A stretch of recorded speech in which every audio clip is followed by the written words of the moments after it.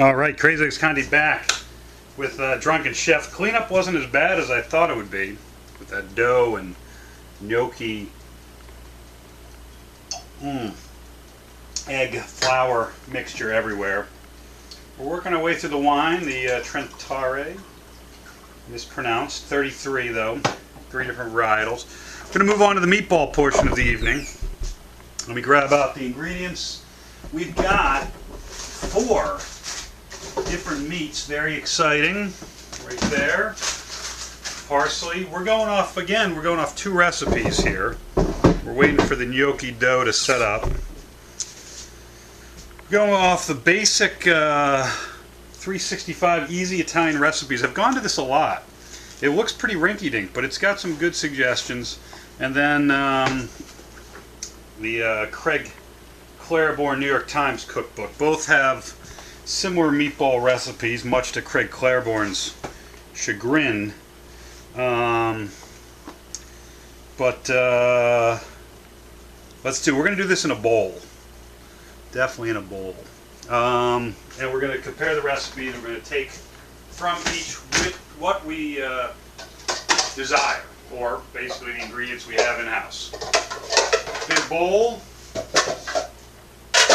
because the mantra of the Drunken Chef is start with a good beer, good wine. If you can't afford that, get a cheap one.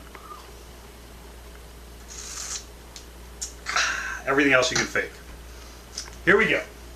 Red Bull. Should we give you the action cam again? I feel like you're so far away. I'll just try to show you this stuff. Alright, we got the ground veal coming up. All this should equal a pound. These were all quarter pound increments? I think quarter pound increments. Alright, so here we go with the veal. The veal is grayed a little bit, but that is from lamb. Veal from lamb, young lamb, chained. Not unlike Christina Ricci in that movie. Then we got the pork. It's from the pig. Lots of parts of the pig get made into lots of different things. People love bacon. But pork, Chinatown pork is one of my delicious ones. It almost looks light like chicken. You can kind of see it there. That's going in. Quarter pound of that. The lamb. Veal. Wait a second here. This might only be 3 animals.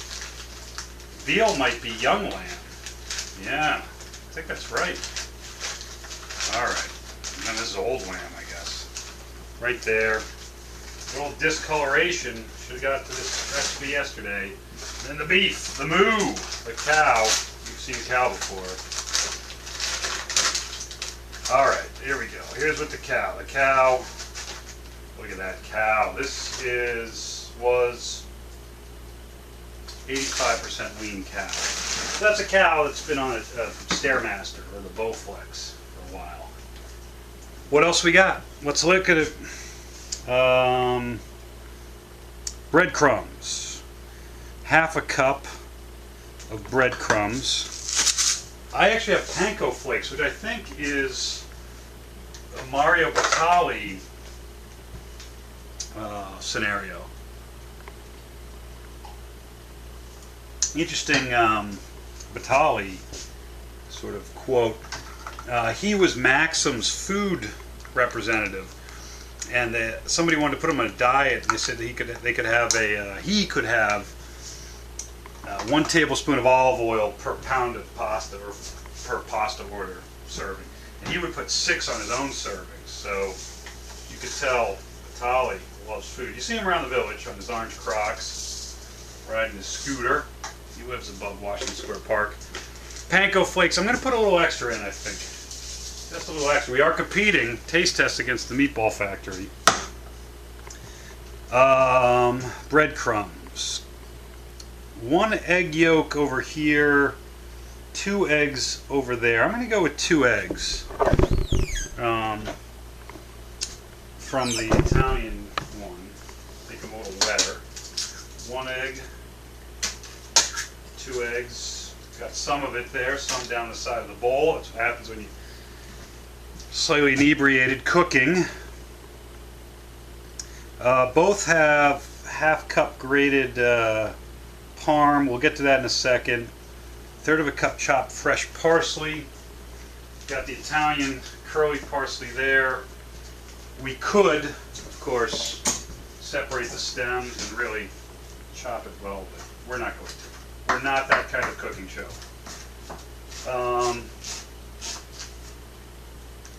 That's 3 tablespoons. Let's give it all to it. Rustic. That's my word for, you know, if the band can't afford instruments, they call it a cappella. If I can't afford the energy to chop up the parsley as fine as it should be, I call it rustic. Rustic meatballs. Alright, that's a lot of parsley. A lot of green going in. We still need the cheese, let's not forget that. Garlic. Both have garlic and nutmeg. The garlic is over here. Drunken Chef. You know, I haven't had a sip of the wine in a while. A little extra garlic? Yeah, a little extra garlic. I never put too much garlic in. Protects you from vampires. If you don't want to make out with somebody, eat some garlic. I'm sorry, dear, I've had too much garlic. And or you might be a vampire. It's very trendy. And rice started off, but now we've got Twilight and First Blood. And it's hard to say who would win against vampires or zombies. I guess zombies don't need to be fed. Vampires need fresh blood. I'm going to have to go with the zombies. I wonder if a vampire could become a zombie. There's probably a podcast about that somewhere. Alright, we're chopping our garlic up. Again, rustic style, aka lazy. That's being chopped fairly finely with, you know, 7 years of culinary school chopping experience. Just kidding. When I used to be a shorter to cook, when we get an order for peanut butter and jelly sandwiches, at like $8 a sandwich too, West Village prices, I would complain that I hadn't gone to some fancy culinary academy for years and years to make peanut butter sandwiches. My joke. I also used to put 2 loaves of sourdough bread down my checkered pants and ask if my ass looked fat. All just to entertain myself. Still need the cheese. Don't forget. Nutmeg. This one has heavy cream. Does that one have heavy cream? No. You know what? Let's split the difference and put in some half and half. I don't know why. Just a little bit. In case someone has meatballs with their coffee. Still need the cheese. Haven't forgotten. Nutmeg. Fresh nutmeg, baby. Where are you? So disappointing when I get all excited about the nutmeg and then I can't find it. I know I have it, and I have a nutmeg grater. I mean, this would be the way to do it. This is... Let me find the grater first. I can now feel the wine is starting to work. I can't find the grater? This is so disappointing. You know those cooking shows, they have everything laid out. It's easy to find stuff. They just dump it in, perfect proportions. That's not like cooking at home. Cooking at home is more like this, where you're like, I got the fresh nutmeg. Oh, look. Here it is, where it's supposed to be. My girlfriend's very organized. I'm not. She put it exactly where it's supposed to be. Giant nub of nutmeg. Let's get in there and grate it. I'll show you,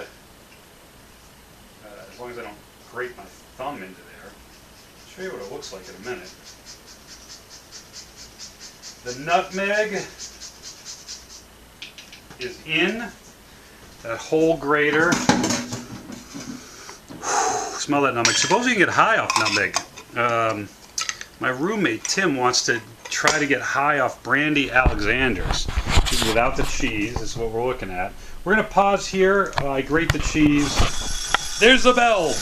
The bell says, drink more wine. Woo! Drunken Chef. Oh! We'll see you in a moment for more meatball action.